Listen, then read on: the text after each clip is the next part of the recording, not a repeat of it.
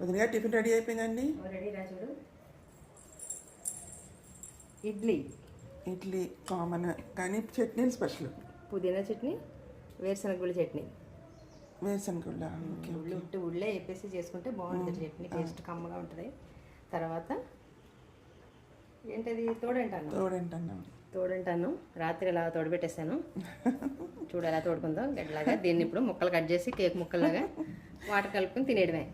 శ్రీని మళ్ళీ నచ్చి తోడబెట్టక్క అన్నాడు, తోడబెట్టాను. దానికి కాంబినేషను చిన్న ముక్కల పచ్చడి. నిన్న పెట్టారు కదా, నిన్నంటే దగ్గర వారం అయిపోయింది. తర్వాత అది కూడా వీడియో పెట్టాను, అప్లోడ్ చేసే. తర్వాత రాగిజావా బాగుందండి.